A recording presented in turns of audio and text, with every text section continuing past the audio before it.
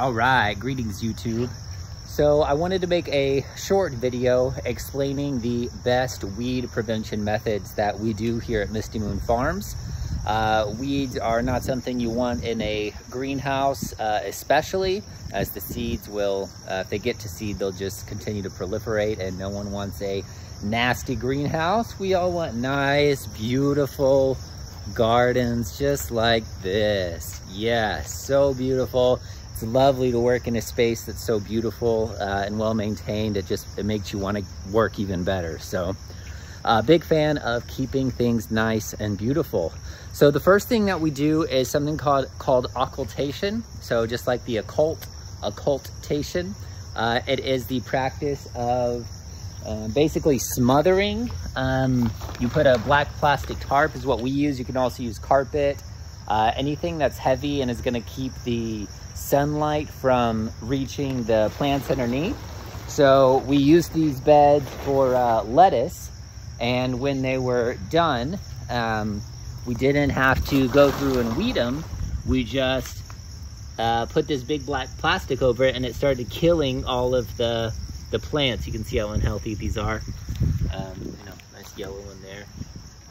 So we water it really good before that for maybe like 20 minutes with the overhead sprinklers, and then cover it up for 4 weeks is safe. A solid 4 weeks of just being covered, and leave it just like that, so no maintenance. And that's going to encourage all of the weed seeds to germinate, and it's also going to kill them as well as kill any other weeds that are already there. So very, very easy practice, and I mean really the best thing you can do to alleviate weed pressure. So that's called occultation, is number one. And then two is using a hoe. So we use something like a stirrup hoe or a collinear hoe. This isn't even my collinear hoe. I don't know where it went to make this video, but you just do a hoe, and as you can see, like, we have collards here, and just little weed seeds are germinating here, probably some purslane, things like that. We just scrape the soil like that, and that's enough to kill them.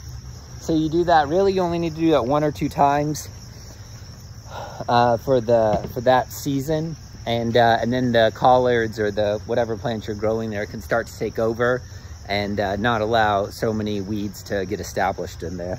So it doesn't take that long, but you have to do it on time. Generally, once you start watering, maybe 2 weeks after you start watering to germinate things, you need to go in and do that.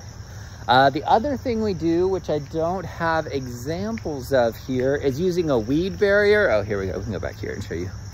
So plants that are going to be in there a long time, cucumbers, tomatoes, bell peppers, when they're going to be growing multiple seasons, I like to use a weed barrier. I know there are mixed reviews on that in organic farming, but it's basically a woven poly that we burned holes in. We just used a blowtorch and a AC duct to burn these nice circular holes, and then we stake it down, and then we just leave it there for the whole season and have the plants growing through the center there. And we have it all on drip. So that's another big secret to weed prevention, is getting all your irrigation on drip. So we have what's called like overhead or rotary sprinklers, and those are great for at the beginning. If you're sprinkling seed directly into the ground, then those are really useful for keeping the whole surface area wet so that they can really properly germinate. But beyond that, you don't really want to use those, because they're putting water, they're putting it everywhere in the greenhouse, not just on your rows, but they're putting it, on your aisles, and it's putting water all the places where you don't want weeds, and you don't even really want water there. So it's wasting water, but it's also going to encourage weed growth a lot more, as opposed to the drip lines, which, as things grow up, you can just put them on drip tape. So we have those throughout the greenhouse too. So we have occultation, we have hoeing, We have the weed barrier, the woven plastic, and then we also have the irrigation. And those are the 4 big things that you're gonna wanna consider and move towards if you're concerned about weed pressure at all.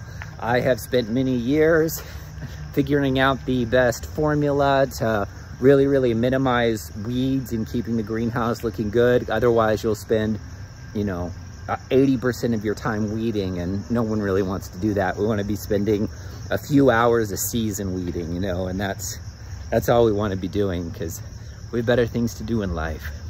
So those are my awesome tips for organic weed prevention, and the system that I found that really works well here at North Texas and Misty Moon Farms. So I hope you learned something, and I wish you the happiest of growing.